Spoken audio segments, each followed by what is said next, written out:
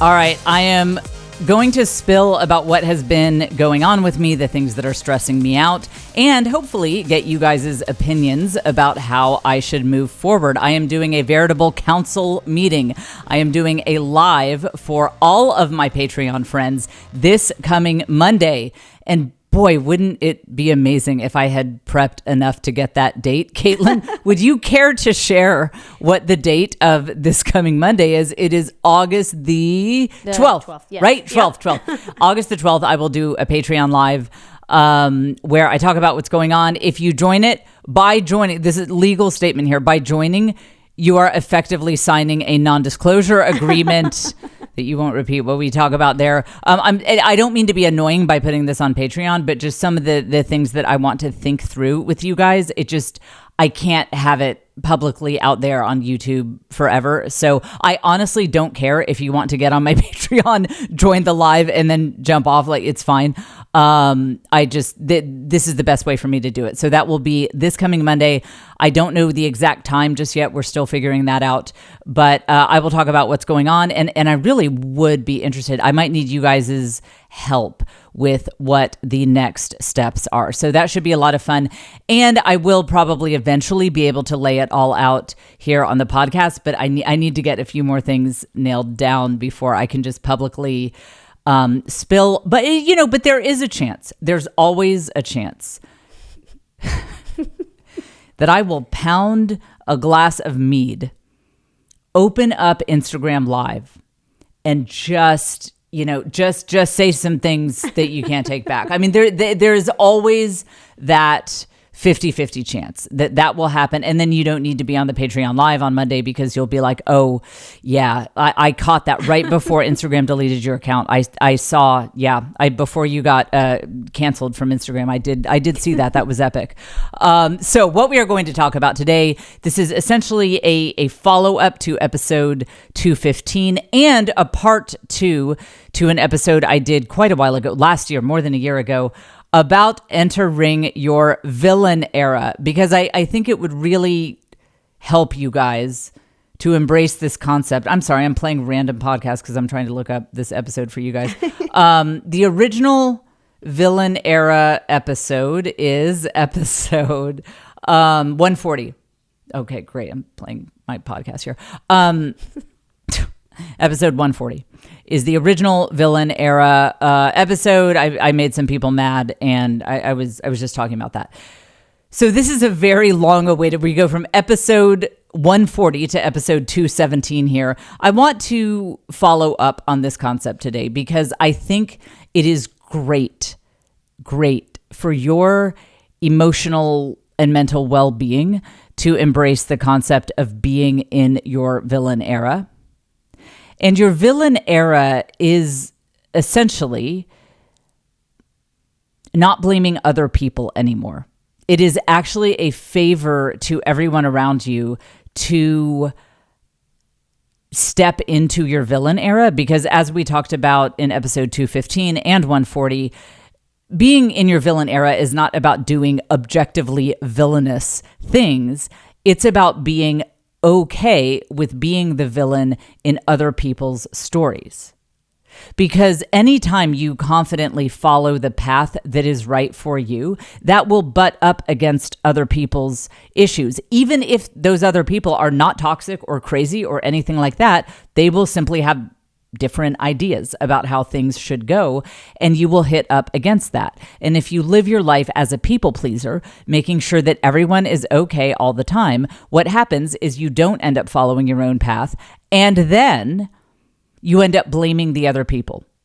Whether you acknowledge it or not, whether you say it out loud or not, in the back of your mind, you're like, well, I could have peace in my house if my mother-in-law wasn't always telling me this and that, and if she didn't come over and say the house wasn't clean enough. It's like, well, when you step into your villain era, you just say, hey, stop. You cannot speak to me like this in my home, and this has to stop. And yeah, that might make you the villain in her story, but at least you won't be blaming her anymore. At least you won't be using her as a scapegoat. That's what villain era is all about saying, I've thought about this, I've sought counsel on this, I've discerned this is the path for me, And I'm always open to my path being course corrected by God, not by you or social media comments or whatever. And I'm going to go down this path. And that will make me the villain in some people's stories. And I am okay with that.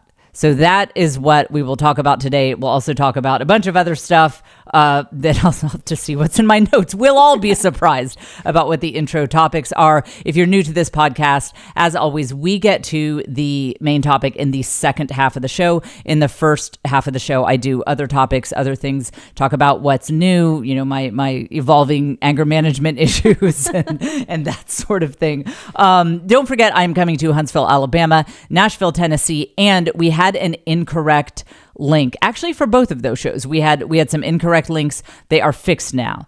In fact, somebody leave a comment. So leave a comment on YouTube. Are these links fixed for you? Huntsville. I mean, this is an actual life that someone is living. Yeah. Everything that can be difficult for me right now is being difficult. I am in that era.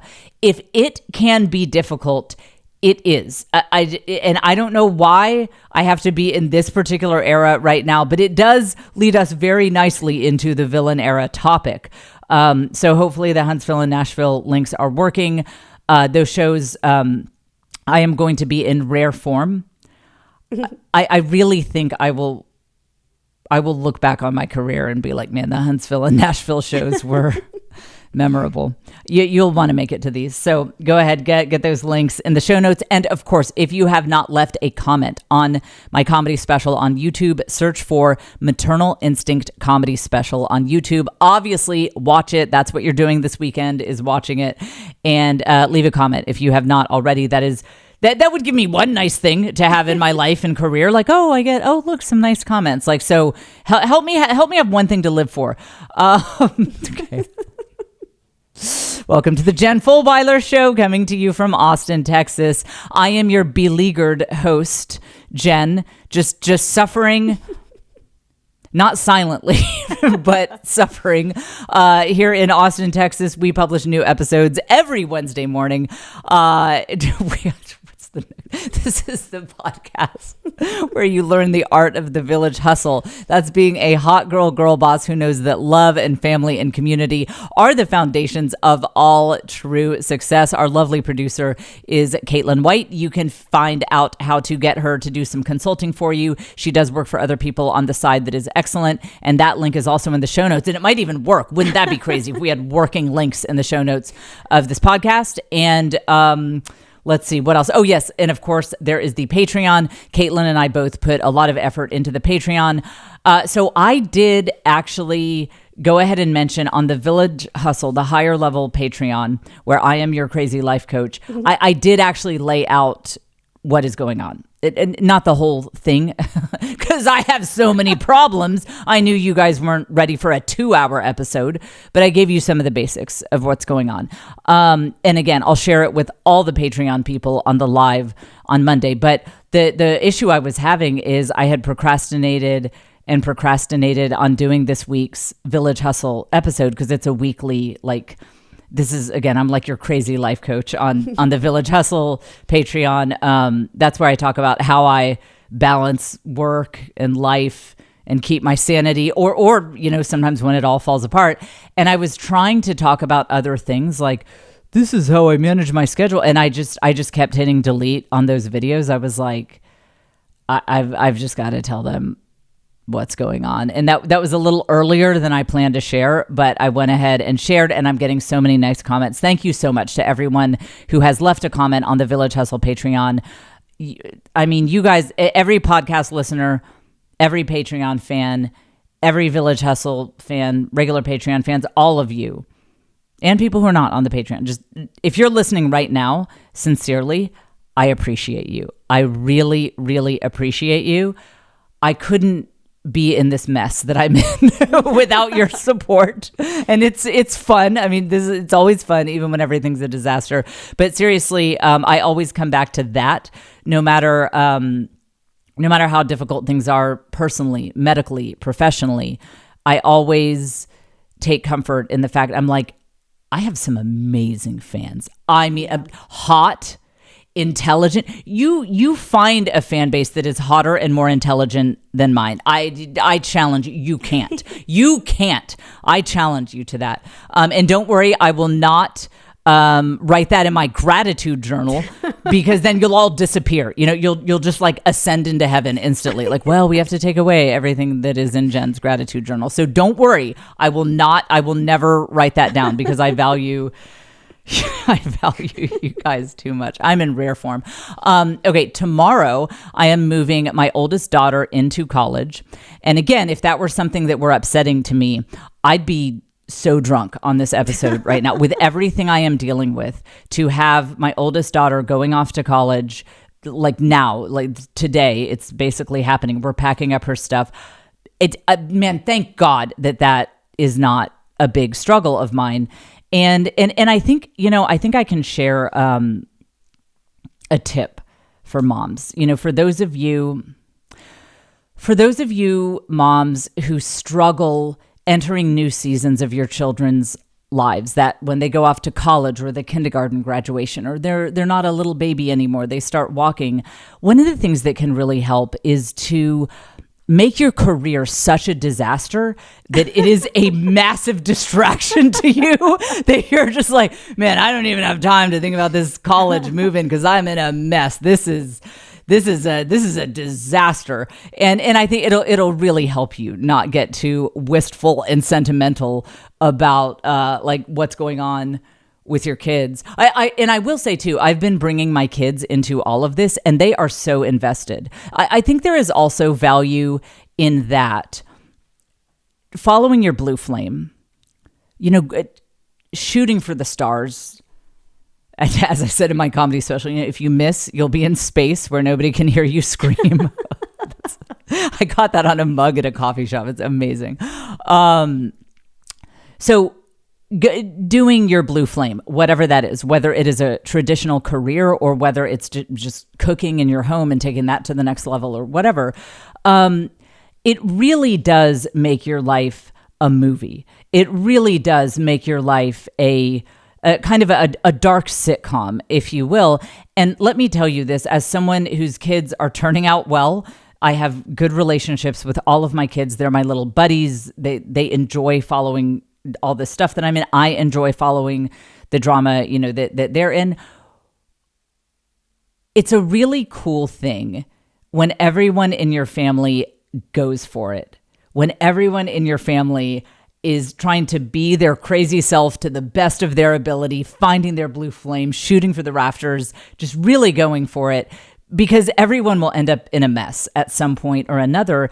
And honestly, it's kind of fun for the rest of the family to kick back and get out their popcorn and be like, oh man, how's he going to get out of this one? This is a mess, And right now I'm the one who's in the mess. And my kids are like, I'm so invested.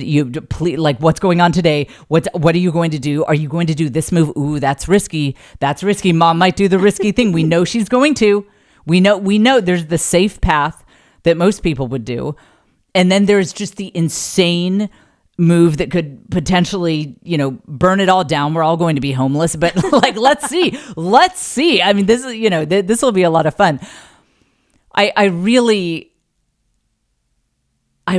think that it's an underrated strategy of parenthood to live your life to the absolute crazy fullest, and then let your kids get out their popcorn and watch this TV show that is your life. My kids are very much enjoying this season of Mom's Crazy Life, and they have opinions about it. They'll text me funny memes that are related to my situation, and they're getting all wound up talking about like, who they said what, I hate them. They're never welcome in this house again.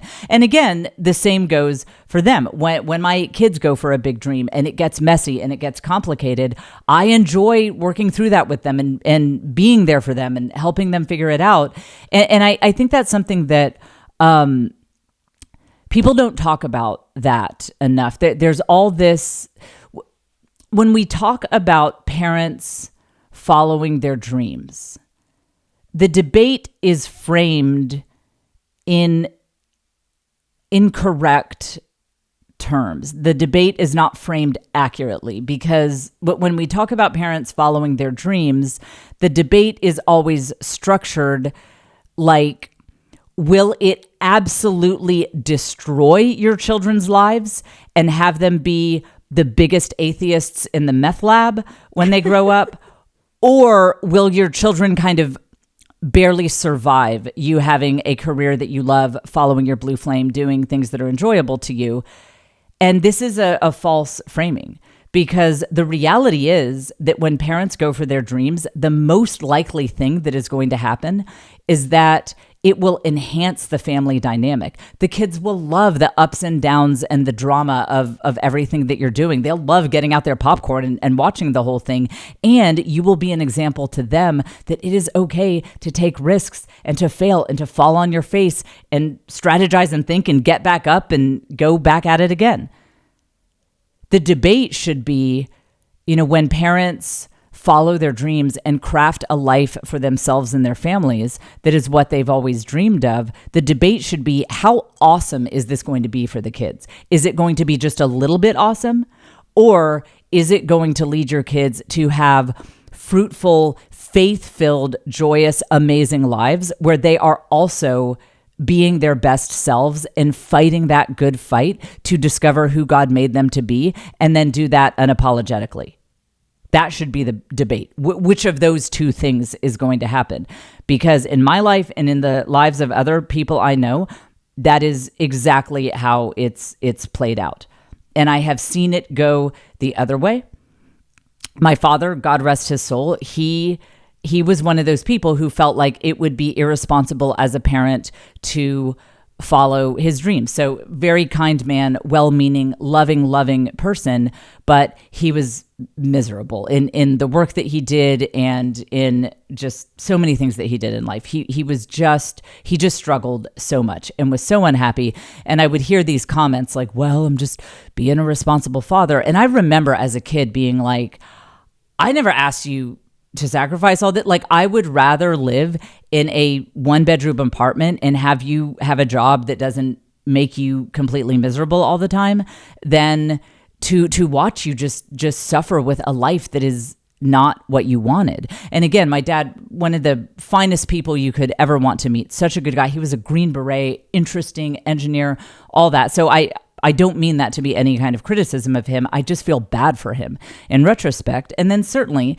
that did have a negative impact on me, that he spent so many years, all of my years of, but all of my life, kind of doing what he felt like he should do and not what he felt moved to do. And another thing I would add to this is certainly many listeners of this podcast are they're people of faith, typically the Christian faith, but welcome to my Muslim listeners, my Wiccan listeners, my ayahuasca shamans. This is a come one, come all to this podcast. And I have a few atheists too, and welcome to you too. But I would say most of the listeners of this podcast, you are people of faith, and you hope that your children will have faith.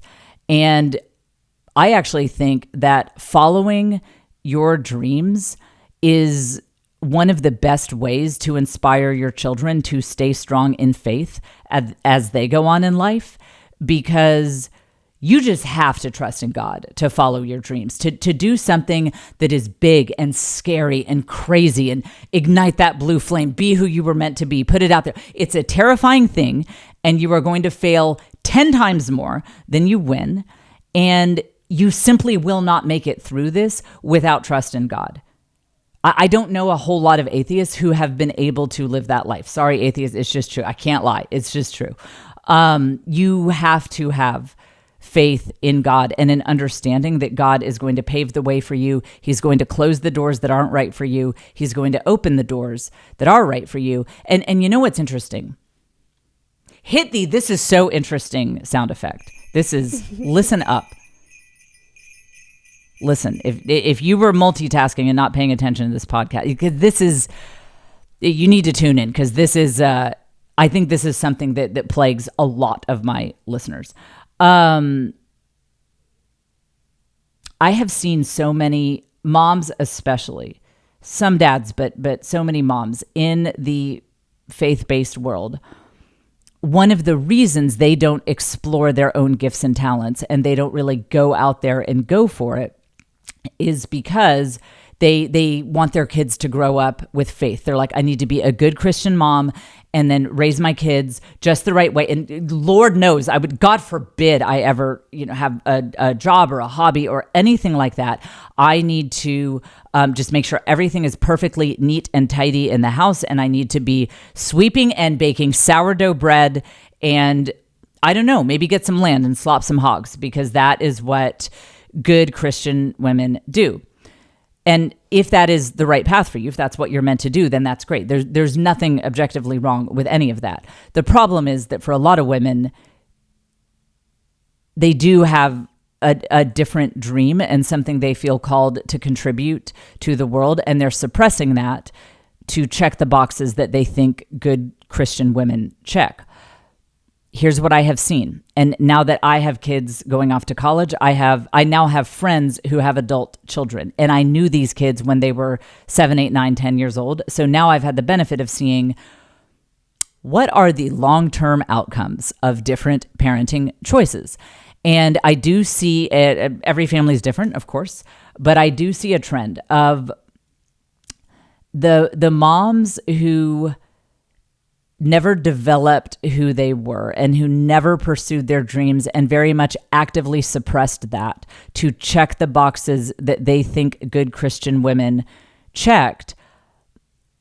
They don't have the rate of their kids continuing to adhere to faith in adulthood that you would expect.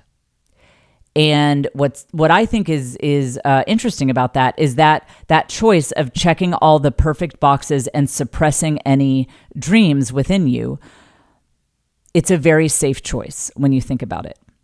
It doesn't require a ton of trust in God. To never put yourself out there, to never go for anything. Your kids aren't super seeing you model trust in God. They're not seeing crazy providence swoop in, like the hand of God just opening some crazy door for you. And you're like, whoa, I could not have solved this problem. And yes, things like that do happen in day-to-day life, a bill getting paid or whatever. But I see it happening much more often when you find the gifts that God has given you and you go out there and try to use them. It's truly a terrifying thing, especially for your ego. It's a very scary thing. And you end up having to have radical trust in God. And one of the things I've seen with my kids is when I can engage them most strongly in talks about faith is when I am telling an engaging story about some absolute mess that I was in, and then some crazy God thing happened, and they're like, that was God, like that was just God. And kids are kids. Different kids have gone through different phases of questioning faith and that sort of thing. I think it's natural. That doesn't stress me out. I'm glad that they ask questions and they're honest about where they are in their faith journeys. But one of the things that I see that really helps them just get the wheels turning and really seeing God actively work in our lives is when I bring them into these ups and downs of me following my blue flame, and I tell them how God shut this door and God opened this door. I'm constantly telling these stories. And let's face it, they're very engaging stories because I'm always doing crazy things. I'm always just like, I think God called me to do that, so I'm going to do that. And then, I'm banned from a hematologist's office. It's, and I'm not saying I always make the right choice, but I am attempting to do what I think is right. And it makes a great story. I mean, listen, living a life where you can come home with some great stories to tell your kids, that is really a way to keep them engaged. And if you are a faith-filled person, you'll just naturally be talking about how God acted in your life. I had 4 of my kids were in the kitchen the other day, and I was talking to them about this stress that I apologize, but being very opaque about here on the podcast. Again, I'm going to spill it all as soon as I can, and it will be on the Patreon live on Monday. But that'll be one. Oh, can you imagine? It's going to be great. Yeah. So I was, spilling about all this stuff. And I told the 4 kids who were in the kitchen, I said, you will not believe what God did with this one situation. It was, I was at this point of despair. I prayed for God to help me. And then I just made this decision and that decision. And then because I had made that decision after prayer, this crazy thing happened that solved a whole bunch of these problems, blah, blah, blah. I mean, you can imagine, fill in the blanks there. You can imagine. And my kids were like, that's insane. And one of my kids was like, I don't see how anyone could be an atheist after hearing that story. I mean, there's just nothing that explains that level of coincidence. But again, I'm only in these situations to tell these very compelling sagas to my children because I am putting myself out there, because I am following my blue flame, because I never listened to weirdo, issue-ridden, damaged podcast bros who have very, very strange ideas about women just generally and how women should spend their time and what women's love languages with children look like. I was never influenced by that. And so it has left me with some deeply compelling stories of how God works in my crazy life. And my family so enjoys hearing these stories. So all that is to say, the debate about women and following their passions, moms following their passions, is just so bizarrely framed. Whenever you hear internet people, podcast bros, that sort of thing, debating this kind of thing, one of the things you need to do is just pause and ask, is this debate even being framed correctly? Will this destroy your kids' lives, or will they sort of barely be okay? It's a false framework. The framework is, will it be amazing or super amazing? That's really actually all we should be debating here. So go follow your blue flame. And if you're like, I don't know what my blue flame is, well, figure it out. That'll be part of the saga. Can you imagine telling, just imagine sitting with your kids at the dinner table, when they get home from school or whatever, as you're folding laundry, and being like, yeah, okay, so I'm trying to figure out what my blue flame is. And so the local knitting group, they have a restraining order against me now. And isn't that's such an interesting way that God closed that door? I think that's really interesting. I mean, would your kids not be riveted in that story? Go find what you're meant to do and make it a saga that you share with your family, and throw a little witnessing in there. Tell them how God is providing for you, shutting doors, opening doors, and it'll be amazing. Your kids will love that. And by the way, this is actually what I was leading up to here. I saw this meme on social media that said, "Oh, Caitlin, don't let me forget. I want to talk about if you guys are trying to stay off of social media. Mm-hmm. Don't let me go into the main topic without that."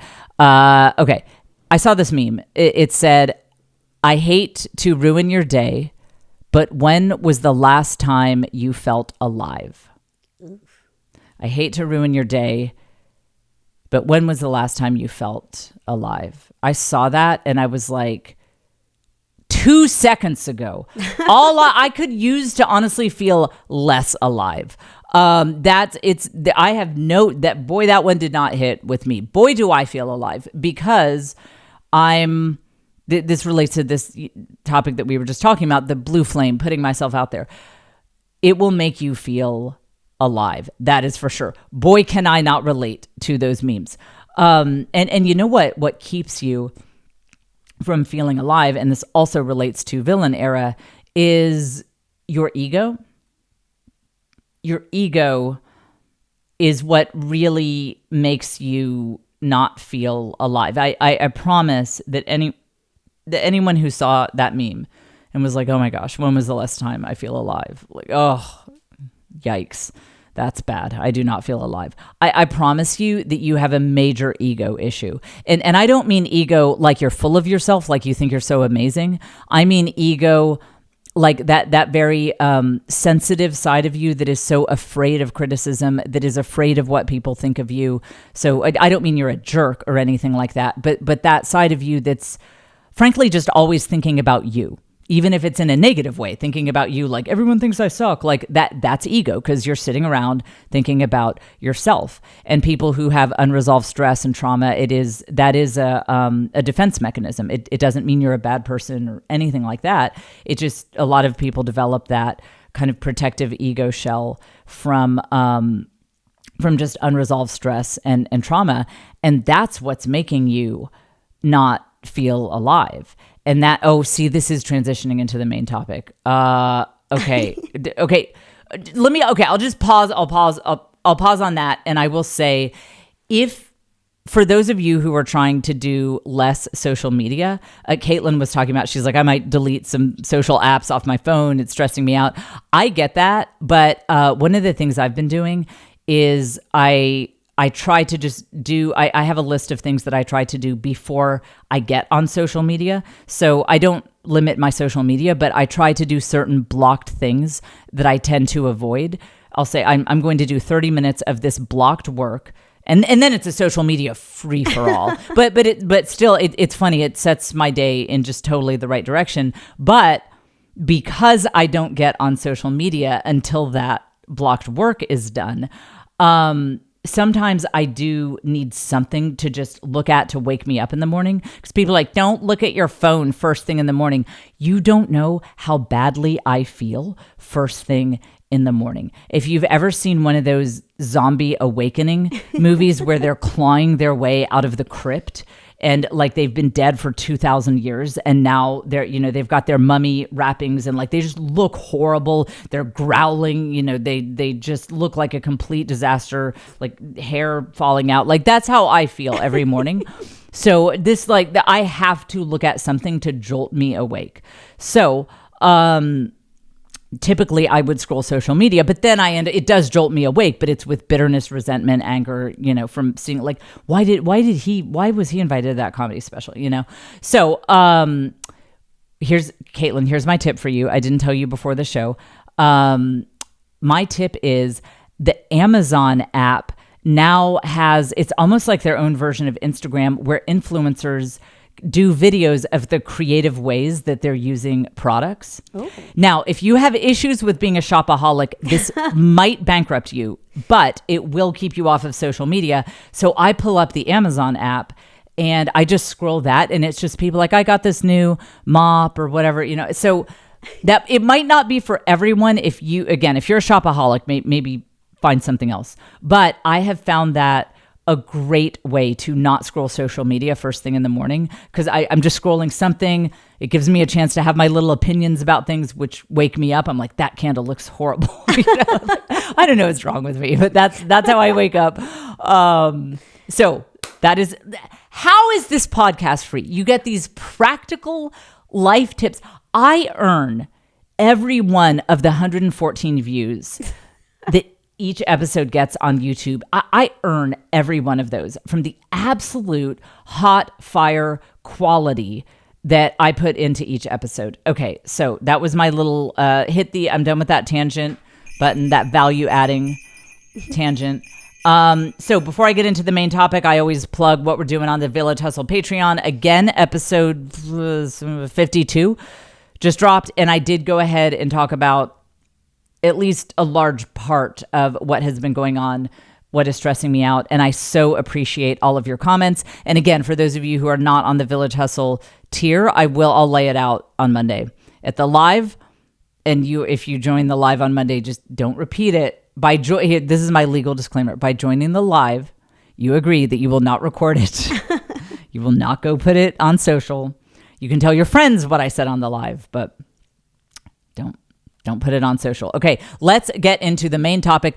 Play that video. It's from a woman named Sarah Snow, and this really connects to what I was saying about my sweet, wonderful father, God rest his soul, and just the difficult things that I saw him wrestling with, and how I've tried to go very much a different direction in my life. Play this video from Sarah Snow.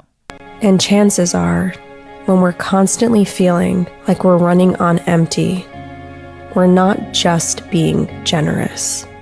Sometimes we're hiding. Our willingness to give can be a mask for our expectations, our insecurities, our fears. And true generosity comes from a place of fullness, not from an empty well, not from a place of expectations. And I also hope that you know that you can be as generous with yourself as you are with other people. I thought that was good. I thought that was real hot fire, because the point she was essentially making is sometimes when we are in martyr mode and talking about how, like, well, I would follow my dreams, but kids, family, very often you're just afraid. You're just afraid, and you're using your family as a scapegoat. And again, if I could go back in time and talk to my dad when he was in his late 30s, 40s, what were really any time after I was born, that's what I would have said.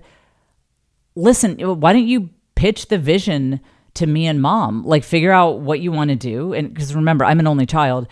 Figure out what you want to do, and we can figure it out. Let's come up with a plan. Let's come up with a budget. We could save up some money. I mean, honestly, I was known to be a very lazy child. That was really the, that's what I was known for. Like, when I was in high school, I had one of my parents' friends took me aside, and in all seriousness, dead serious, he said, you should probably marry rich, because I don't think you will ever be able to have a job. Ew. And look at what I'm doing now. I kind of proved him right. I'm a stand-up comic, so I sort of, I'm like, listen, sir, I have a podcast now, so who was wrong? No, I actually, when I was a programmer, I did well. I had a good job. I did good work as a programmer. But so I was known for my laziness. Everyone thought I was not capable of having a job. Everyone knew that I could, but just that I probably wouldn't. And I think what they didn't realize is I didn't have the motivation. There was no vision. There was no goal. There was no need. And if my dad, oh man, it would have been like the best thing that ever happened. I would have wept tears of joy. If my dad had ever walked in our house and been like, I'm not doing it anymore. I'm not doing it. I'm not doing these jobs that I hate anymore. I'm not working with people who suck my will to live. I'm just not wasting my time on, he wouldn't say God's green earth because he was an atheist. I'm not wasting my days on this random rock in the middle of a randomly created universe. I'm not doing that anymore. And I am going to take some time to figure out what I'm meant to do in life and what excites me. And then I'm going to go for it. And so let's make a plan. Let's save up some money. Let's downgrade the house. Let's get a smaller house. Let's live in an apartment. Let's live in our car. I swear I would have rather lived in my car than just the constant stress and like tortured soul stuff that we sometimes had going on. And you know what's interesting is I would have happily gotten a job. Happily. I would have loved to have had a job and like given the money to my family, because that would have been exciting to be part of a mission. Like, man, dad's turning it around. He's going for it. Let's do it. I would have happily been like, you know what? Tell you what, this will take some pressure off of you guys. I'll pay for my own stuff. I can make the car payment or, you know, whatever. I would have so happily done that, because as it was, there was just this feeling of, you know, this is just how life is. This is just what you got to do. And, you know, again, I'm an only child. The bills were getting paid. And so there was no call for me. There was no, you know, big compelling reason for me to get up and do anything other than hang out with my crazy friends. And man, I would have loved that. I would have loved that. And that also probably helps you guys understand one of the reasons that I have chosen to do what I do with my life is I've been on the other side. I've been the child of someone who didn't. And I've seen that just wasn't a great situation. And we would have all been happier if my dad could have done that. And I think that one of the things was, per that Sarah Snow video, is I think he was scared. I think that just due to his own background, his parents were wonderful people, very loving people. He had a great childhood, but there were some difficult things, some traumatic things that I think he had some lingering stress from that, and also just some ideas from his generation about what makes a man valuable, what men are supposed to do, that he really carried over from that World War II generation. I think he was scared. I think that was ego talking. And again, I don't mean ego like being a jerk, being full of yourself. He was quite the opposite of that. I mean ego like protecting yourself from what people think of you because you're terrified of what people think of you, and you're terrified of failing, and you're terrified of looking like a fool. That's ego. And so I think that my dad was kind of hiding behind that, like hiding behind his obligations. And again, he was doing the best that he knew how to do. And I commend him for that. And I so appreciate that. And he did a great job given everything he was working with. But I think he would have been happier, and it would have frankly been better for me if he could have had those skills to get over the past trauma and stress and be like, I'm going for it. And yeah, people might think I'm a fool. People might think I'm a loser if I leave my white collar corporate job and, go. He actually always said later in life, my dad always said that he kind of wishes that he had just quit his corporate job and worked at Home Depot. And when he said that to me, I was like, yeah, I wish he would have. I would have happily gone and gotten a job and paid for my own stuff. And yeah, I wish he would have. And I think he was starting to see that it was his fear of what people would think of that, of how what his social circles would think of that, what the other men he knew would think of that stopped him from doing it. So just be very careful. Be very careful of talking about sacrificing, quote unquote, for your family. I don't think it's helpful for kids to hear that. I don't think it's helpful for kids to hear their mom be like, I sacrificed for, my family. It just, that sounds like martyr talk. It sounds like you kind of wish you'd done the other thing. I think a better way to phrase it, rather than saying, I sacrificed for my family, you say, I made trade-offs to build an awesome life. Anything you ever do in life that's awesome involves trade-offs. I mean, you can't, there are only 24 hours in a day. Sacrifice implies that it's some sad sack thing that you were doing, whereas trade-offs imply intentionality.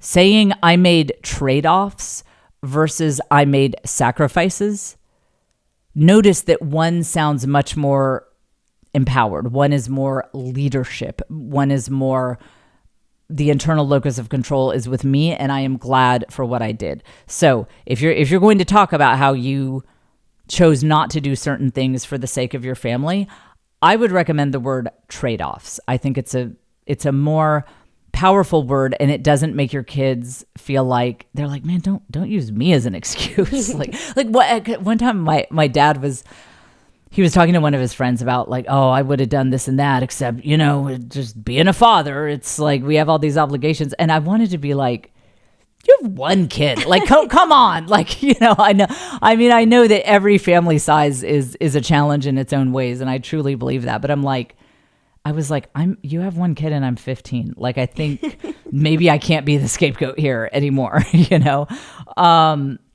So say trade-offs instead of sacrifices, because I think it puts you in that internal locus of control mindset. And so that is essentially what that is essentially what being in your villain era is. It is saying, I'm nobody's victim. I'm nobody's victim. I don't make sad little sacrifices. I make trade-offs. I make empowered trade-offs because I am going to find the path for me. I am going to follow that path. I am going to be open to course correction, to discernment, to admitting when I am wrong. But I am also going to walk with confidence and with purpose, and little yappy opinions from the peanut gallery who have never really shown true support for me, never really sat down to find out more about this path and my choices, is not going to impact me. Because when you're in your villain era, it's not that you don't care about anyone's opinion of what you're doing. It's that people have to earn the right to give you their opinion about what they're doing. So if it is a rando on social media, you're like, hey, listen, Catboy362A41, I'm not going to listen to that. You have not been with me on this journey thus far. So you telling me what I'm doing is stupid or this isn't going to work. Like, I don't even know who you are. So that is not going to impact me. And again, to use in-laws, people in your family, neighbors, people that you're around. If let's use the mother-in-law example as an example. Let's say you have a mother-in-law who has been very supportive. She listens to you. She genuinely seeks to understand who you are and your point of view and how you've gotten where you are in life and why you make your decisions. Okay, if that mother-in-law says, hey, I noticed you've been doing this and that with the kids. I just want to recommend you maybe go a different direction. You listen to that. Especially at the apex of your villain era, you're like, yeah, I want to live the best life possible. That is great feedback. I need to think about that. Now, on the other hand, let's say you have a mother-in-law who has unresolved stress. She has unresolved trauma in her life. And because of that, she's never listened to you. It's always been criticism, either criticism or she just sort of is not interested in you. She's never taken the time to get to know you and who you are and your purpose. Well, if that woman walks in and is like, this house is a mess. Well, when my kids were little, I did blah, blah, blah, blah, blah. You completely block that out 100% because you are in your villain area and she has not earned the right to give you that feedback. You become very discerning about what feedback you take when you are in your villain era. And I've noticed the more I step into that era myself, I am actually, ironically, I actually become more open to feedback from qualified people. I have less of an ego. I am less sensitive to course correction. You know why? Because I am not letting clowns waste my energy anymore. When you accept feedback from people who have never invested in you, never shown a sincere interest in listening to you and finding out who you are, when you accept feedback from them, it drains your energy. And then it lets these voices get in your head like, well, are they right? Was that, toxic neighbor whose life is a mess and who, always has something snippy and, passive aggressive to say to me and doesn't even know me. Like, I don't know, maybe she's right that I shouldn't start that business or whatever. Well, now your energy is drained. And so when someone who actually cares about you comes along and says, hey, I think you might want to think about this. Well, then you lash out at them and you tell them you don't want to hear it and you get all upset because your energy has been drained by the useless people. So it is an interesting phenomenon that when you fully step into your villain era, you actually become more open to hearing that you're doing things the wrong way. You actually become more open to constructive criticism, to feedback, because you are protecting your energy. You don't have toxic people who are secretly jealous of you, who are maybe they're lazy and they're afraid if you keep doing this, they're going to get roped into doing more work, or who are just, they just have their own own unresolved issues, and so they have to vent and project their tension onto you. You don't have those people dragging you down and wasting your time. And so when the good mother-in-law comes in and says, I'd like to talk to you about this, I think you might be going the wrong direction here, you can actually listen to that and give her a fair hearing because you're not exhausted from listening to all the clowns. And again, as I said in the beginning of the episode, when you step into this mentality, then you also stop blaming other people. It is a very empowered way to live, to be in your villain era, and it's actually better for them. So again, if you have the toxic mother-in-law and you've been blaming her, like, well, I would have looked forward to my kid's birthday party, but my mother-in-law is going to be there and she's going to have a comment about how she would have done a gluten-free cake or whatever. You're blaming her. And that's not good for her. That's not good for you. And when you're in your villain era, you're like, man, I added double gluten to this cake. I put extra sugar on top, and I got some Skittles to put all around it since my mother-in-law always criticizes how much sugar I give the kids. I wanted to do a cake that is entirely made of melted Skittles, white flour, white sugar, and 7 sticks of butter. And it really brought me joy to make this cake. And based on my family's needs and what I've seen, I think that this is a fine thing to do for a one-day birthday thing. And I'm going to do it. And I don't care what my mother-in-law says. And if she makes more than one comment, I will happily, lovingly, and gently tell her that this is not a feedback party. It's a birthday party. And I'm the one running it. And I'm just not open to feedback right now. And isn't that healthier for her? Rather than having all this negative energy that you're just like giving her this side eye and just waiting. You're so afraid she's going to make the comment. So you have all this uptight, weird energy that radiates to your birthday kid, to all the other kids. You're just radiating this ego-based, very protective, stressed out energy.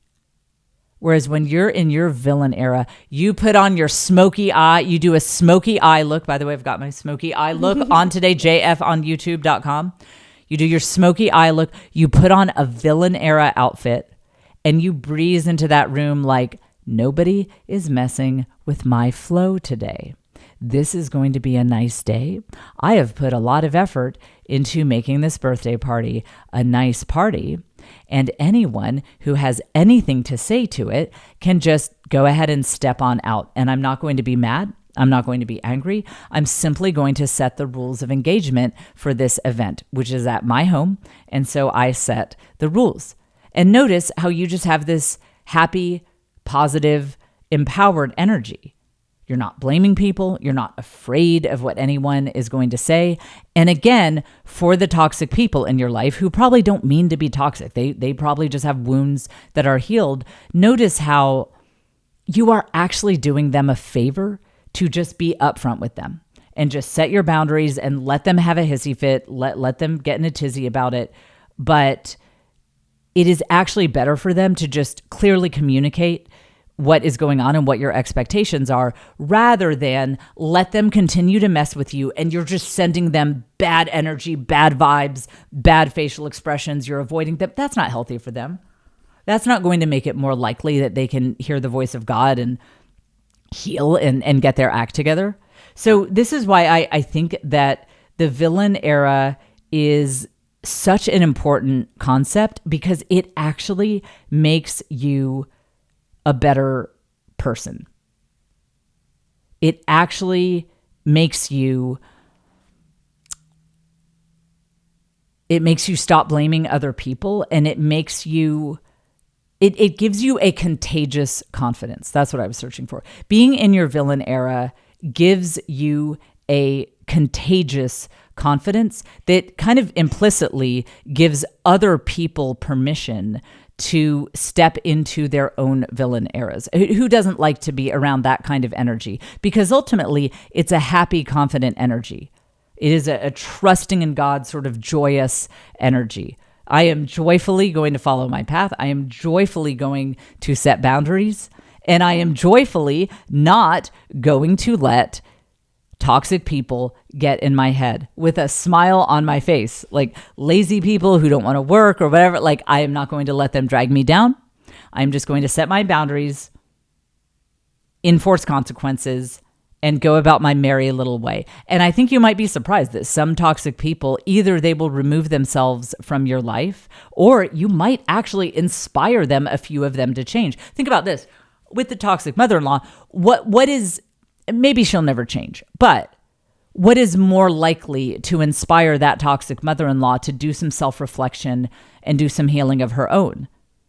If you continue to be openly just deflated every time she walks in a room, you're sighing, you're avoiding eye contact with her, you walk out of the room whenever she walks in a room, and you're just tense and waiting for her to say that annoying thing.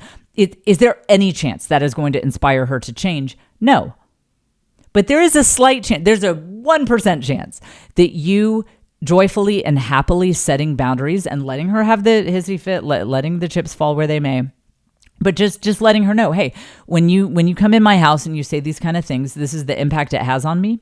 So we're just not going to do that anymore. And let's have a good time. There's a 1% chance that she might be like, maybe I need to stop being the most annoying person in the world. Like maybe I should turn things around. I'd like to be joyful like my daughter-in-law. Maybe I could hook that up. So bottom line is, being in your villain era is not about doing objectively bad things. Of course, it's not about being in your villain era is not about doing objectively villainous things. It's about being okay with being the villain in other people's stories. Because when you follow your own path confidently and boldly, not everybody's going to like it. You will be the villain in somebody's story. And that's why there is so much power in being like, I'm in my villain era. That's all right. I will be the villain in a lot of people's stories. And that is okay with me. I'm just going to watch who it is that I take correction from and who it is that I take feedback from. It is a really, really powerful thing, and it will make you a better friend. It'll make you a better son or daughter or wife or husband or whatever. It really will make you a much more pleasant person to be around. And for those of you who have kids, I would say I truly believe every kid loves having a parent who is in their villain era. Think about that. For those of you whose parents are still living, how fun would it be if your mom or dad called you and was like, this crap is over. This stuff that I have been dealing with, I'm done. We're coming up with a plan. Rally the troops. My villain era starts right now. Who wouldn't give their parents a standing ovation for like, yes, I've been waiting for this. Wouldn't you like that? Wouldn't you like that if your parents called you and made that call? Well, that is what your kids want you to do. Your kids want you to be in your villain era. That is it for this fine episode. I mean, like, let's end on a high note. You can't beat that kind of hot fire content. Oh, we were under an hour today. That's amazing. All right. A lot of goodness packed into one episode. Huntsville. Yeah, Huntsville, Nashville. I'm coming soon. Get your tickets at the newly correct links. And we will do the Patreon Live this coming Monday. It'll be one for the ages. See you Monday on the Patreon Live, and I'll be back with you next week.